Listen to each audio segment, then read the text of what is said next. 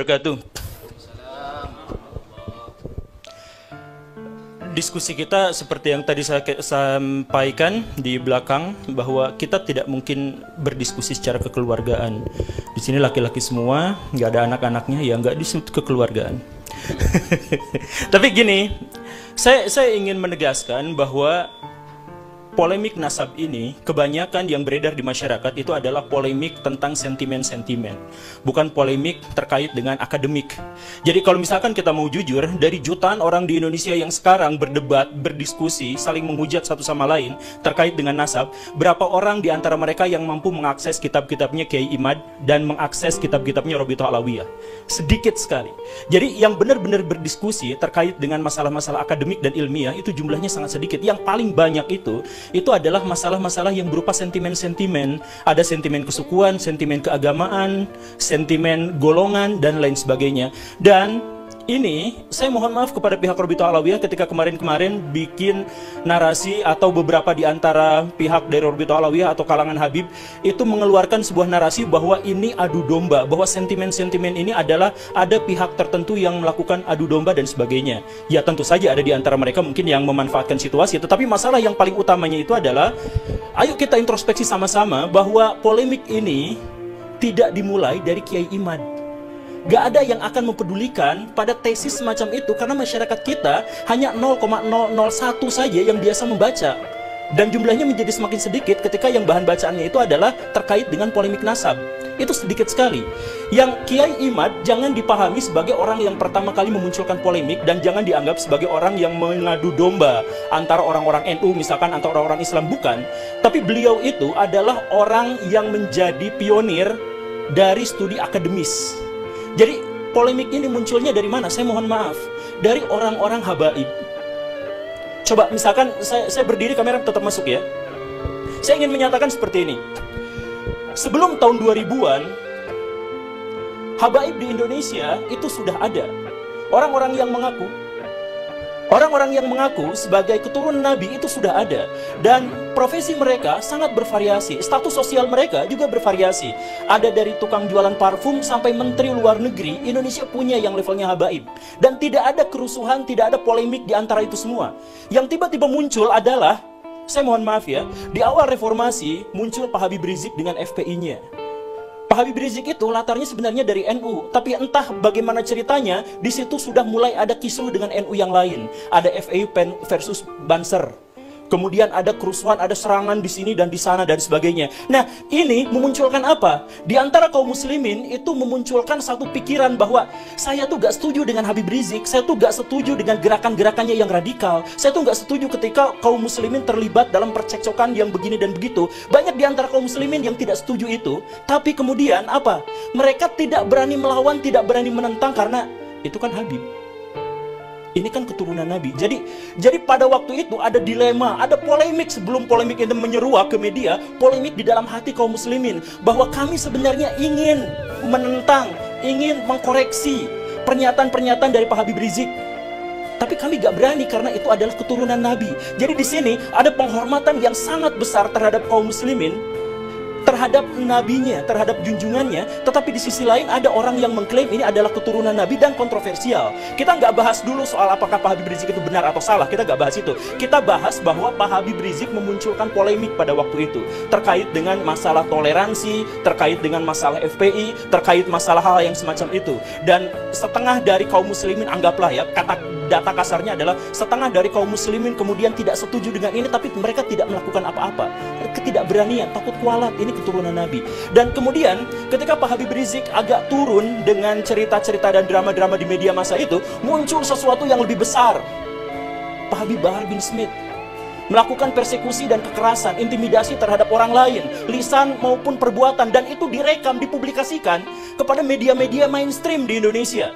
Dampaknya apa? Balik lagi, ini mana ada keturunan Nabi seperti ini? Kami merasa malu, merasa jengkel, merasa takut, merasa terintimidasi. Saya harus katakan begini Baraya, kenapa yang datang ke diskusi ini cuman saya? Dan saya katakan, lebih dari setengah kolom komentar yang jumlahnya ribuan di satu video saya itu meminta saya untuk tidak hadir dalam acara ini. Kenapa? Saya mohon maaf, dalam konteks ini pihak Robitoh Alawiyah gagal untuk menyampaikan keamanannya kepada orang lain. pihak orang-orang dari kalangan habaib gagal untuk menunjukkan bahwa kami itu baik, rahmatan lil alamin, soleh, tulus, ikhlas, baik hati, siap mentraktir. Gagal untuk menyampaikan itu ke publik karena yang ditampilkan itu apa? Kekerasan atas nama habaib, bahwa kami itu boleh melakukan persekusi. Bahkan Pak Habib Bahar bin Smith di pengadilan, ketika beliau sedang diadili, kemudian ada saksi dan kemudian beliau mengatakan, kamu tahu nggak siapa saya? Saya adalah keturunan Nabi. Kalau kakek saya begini, kamu tahu kakek saya seperti ini, kenapa kamu memberatkan? Kamu membuat kesaksian yang memberatkan pada saya. Itu kan sebenarnya menyakiti kaum muslimin. Karena ada orang yang melakukan kekerasan atas nama Nabi, diadili, tapi minta privilege. Siapa yang melakukan itu? Golongan habaib. Kalau misalkan kemudian tiba-tiba muncul bahwa kami sekarang sedang diadu domba antara kelompok ini dengan kelompok itu, bukan. Mungkin ada adu domba, tapi itu belakangan. Munculnya itu dari mana? Dari keresahan kaum muslimin. Karena melihat di satu sisi kami mencintai, demi Allah kami mencintai Nabi. Dan wujud dari kecintaan kami terhadap Nabi adalah kami tidak akan mau menisbatkan kekerasan, kejahatan, dan kontroversi terhadap orang-orang yang mengklaim dirinya sebagai keturunan Nabi. Kan masuk akal kan begitu kan? Kecintaan terhadap Nabi adalah mensucikan beliau dari semua tindak tanduk yang mengangkangi syariah Islam. Nah, jadi permusuhannya sekali lagi ya, kita nggak bahas soal apakah Pak Habib Rizik itu benar atau salah, kita nggak bahas soal Pak Habib Bahar itu benar atau salah, kita nggak bahas itu. Kita membahas rasa takut dari kaum muslimin, rasa resah, rasa merasa terintimidasi. Karena di satu sisi, kaum muslimin sangat mencintai Nabi, tetapi di sisi lain ada keresahan bahwa Nabi dikaitkan dengan tindakan-tindakan atau simbol-simbol dari kekerasan. Itu, rasa sakit hati itu belum terobati, sampai akhirnya muncul di video Pak Habib Bahar yang sangat kontroversial itu, kakinya diciumin oleh santri-santri yang ngantri jalan bebek. Coba rasakan betapa sakit hati dan marahnya kaum muslimin. Coba kita misalkan bisa melihat dari berbagai perspektif. Misalkan, lihat orang-orang yang biasa orang Islam berdebat dengan orang Kristen, berdebat dengan apa, kan ramai sebenarnya di media sosial. Lihat perdebatan di antara mereka. Dan orang-orang non-muslim bawa-bawa itu. Tuh lihat, buah tidak pernah jatuh jauh dari pohonnya. Sebagai penegasan, kalau Bahar melakukan kelakuan yang seperti itu, ya begitulah nabinya. Itu ejekan terhadap kaum muslimin. Dari orang-orang non-muslim, tapi orang-orang non-muslim pun tidak bisa disalahkan. Karena apa? Karena memang Pak Habib Bahar melakukan itu atas nama keturunan Nabi. Kemudian lihat misalkan kelompok-kelompok Islam yang lebih moderat atau yang lebih plural. Mereka sakit hati melihat itu. Karena apa? Karena betapa feodalisme di antara kaum muslim masih terjadi. Ada orang yang diciumi kakinya. Kemudian kita melihat misalkan kelompok-kelompok yang lebih radikal atau kelompok-kelompok yang berpikiran lebih fundamental. Katakanlah kelompok salafi yang kita sebut sebagai wahabi misalkan. Mereka marah, mereka sakit hati. Karena apa? Karena ada orang sujud di depan orang lain atas nama keturunan Nabi. Betapa sakitnya. Coba kita melihat kalangan nasionalis, Islam nasionalis, sakit hati. Ketika melihat ada orang keturunan Yaman, kemudian disujudi, diciumi kakinya oleh orang-orang pribumi pesek. Jadi, dilihat dari konteks apapun, dalam perspektif apapun, ini benar-benar menyakiti kaum muslimin. Tapi, kala itu kaum muslimin berpikir bahwa, ya sudahlah, pasrah aja. Kami sakit hati, kami marah, kami pengen sekali untuk mengajak orang ini ke dalam ajaran agama yang benar, katakanlah seperti itu. Ya tapi nggak bisa kan, dia Habib. Dia kan keturunan Nabi. Jadi sebenarnya polemik ini bukan muncul gara-gara Kiai Imad. Bukan muncul gara-gara dipopulerkan oleh saya, Guru Gembul, bukan. Tapi ini adalah akumulasi dari kekesalan dan kemarahan kaum muslimin terhadap apa yang terjadi yang ditunjukkan oleh beberapa kalangan dari habaib, dari kalangan Ba'alawi. Jadi jangan dulu ada cerita bahwa intelijen masuk ke sini, ya mungkin itu belakangan. Jangan dulu cerita bahwa ini asing masuk ke sini, ya, jangan, belakangan aja dulu. Kita introspeksi. Karena kalau misalkan kita mau maju, kita harus cari solusi. Bagaimana cara kita menemukan solusi? Ketahui masalahnya. Bagaimana cara kita mengetahui masalahnya? Kita berani untuk introspeksi diri. Saya selalu menyatakan, mempopulerkan kepada orang lain, ayo kita introspeksi diri. Kaum muslimin, kenapa sekarang terpuruk? Kaum muslimin, kenapa ketinggalan zaman? Karena setiap ada bagian dari kaum muslimin yang disakiti, kita salahin pihak lain. Ketika Indonesia tidak maju, apa yang dinarasikan? Oh, karena ini adalah konspirasi elit global, konspirasi Yahudi, ini Amerika Serikat yang keji dan sebagainya. Ya iya, katakanlah memang seperti itu. Tapi tidak ada seorang pun di antara kita yang gagal itu kemudian menyalahkan pihak lain. Kalau kita gagal dalam permainan sepak bola, kita nggak berhak untuk menyalahin pemain lain yang lebih bagus. Kalau misalkan kita melihat bahwa Indonesia sekarang carut-marut, jelek, terpuruk, tidak memiliki peradaban yang memadai, ketergantungan sama pihak asing, sama Cina, Amerika Serikat, dan sebagainya, introspeksi diri, mungkin kitalah yang salah. Bukan lalu kita menyalahkan pihak lain. Nah, termasuk juga dalam hal ini, Rabi'atul Alawiyah, kalau misalkan mau berbicara tentang polemik nasab ini, tolong pikirkan jangan, oh ini adalah gara-gara konspirasi, bukan. Ini gara-gara introspeksi aja, saya mohon. Introspeksi aja bahwa di antara kita memang ada orang-orang yang seperti itu. Dan ketika tesis Kiai Imad itu lahir, muncul, akhirnya mengemuka, sentimen-sentimen itu bertebaran di mana-mana. Anti komunis Yaman, imigran Yaman, ayo kita deportasi mereka dan lain sebagainya. Kenapa muncul sentimen-sentimen yang seperti itu? Sentimen itu muncul jelas jauh dari studi akademik, jauh sekali dari nuansa-nuansa atau ekosistem ilmiah, jauh sekali dari situ. Tapi kenapa? Ya karena sebelumnya bukan masalah nasab yang dituliskan oleh Kiai Imaduddin, bukan. Tapi sebelumnya sudah ada bara dalam sekam yang begitu besarnya. Yang akhirnya membuat kaum muslimin ketika ada lecutan sedikit, ada pembukaan, mereka katakan apa? Alhamdulillah ketika saya sekarang mengkritik Habib Bahar, saya tidak akan kualat. Karena dia bukan keturunan Nabi. Jadi munculnya itu bukan, alhamdulillah saya tetap bisa mengagungkan Nabi, saya tetap bisa menganggap Nabi sebagai figur yang ideal, yang kuat, yang bersih, yang baik hati, yang soleh, yang suri tauladan bagi seluruh manusia. Alhamdulillah. Karena ternyata orang-orang yang mengingkari akhlaknya itu bukan keturunan Nabi. Alhamdulillah. Jadi sentimen ini muncul bukan gara-gara Kiai Imad.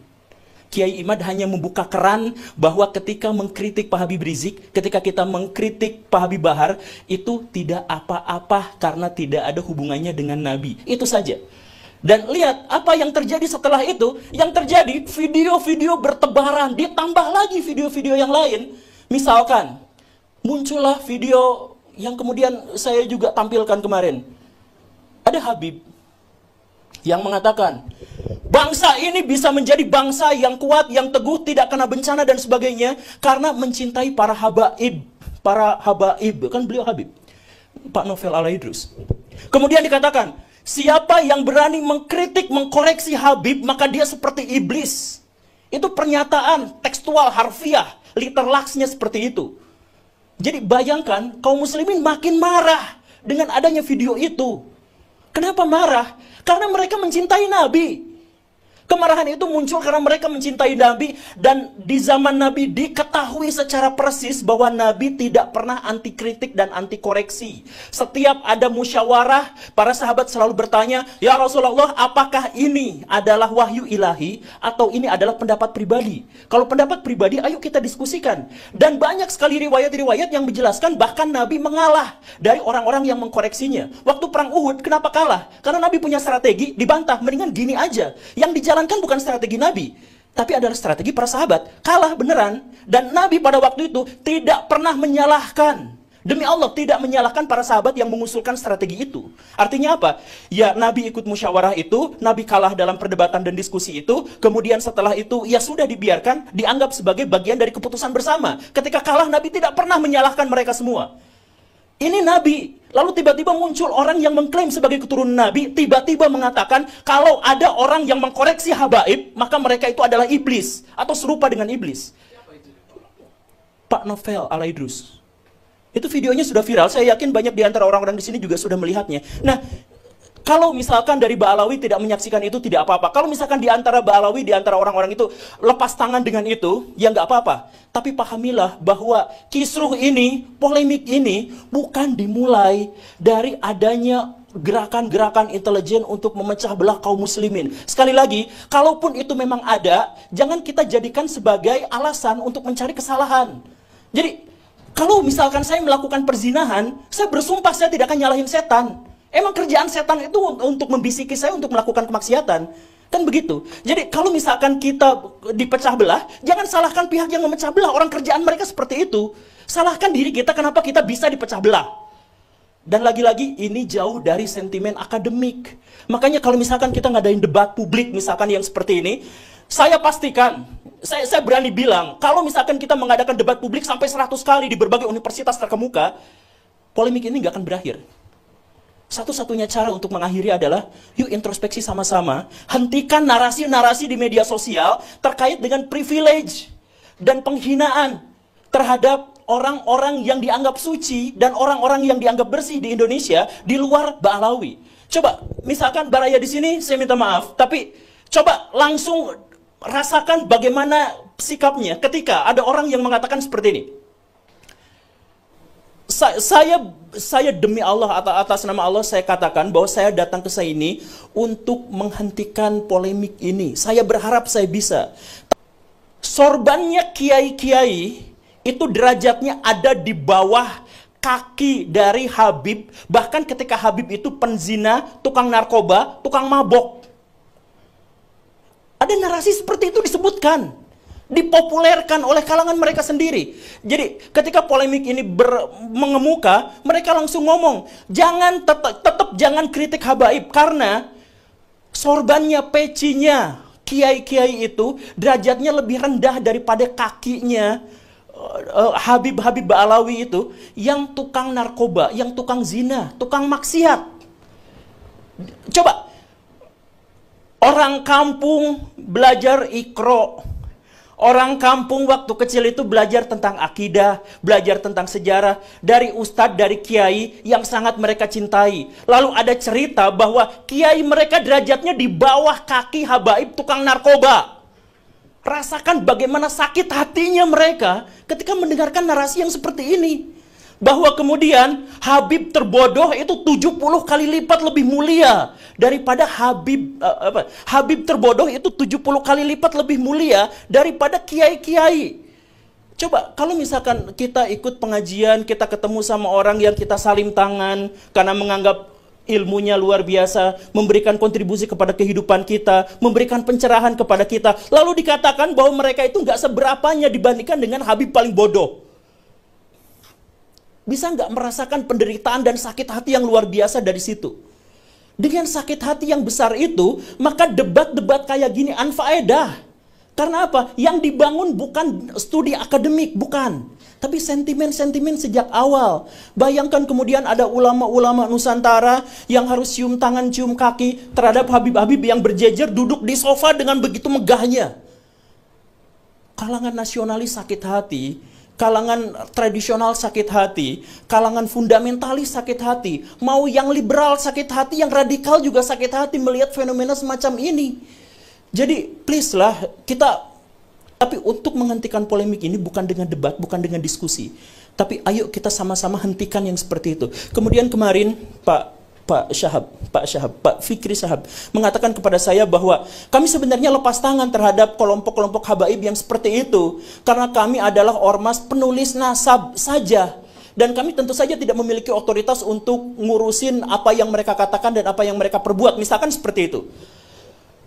Ya kalau memang seperti itu, sampaikan kepada publik, bukan kemudian melakukan pembelaan-pembelaan.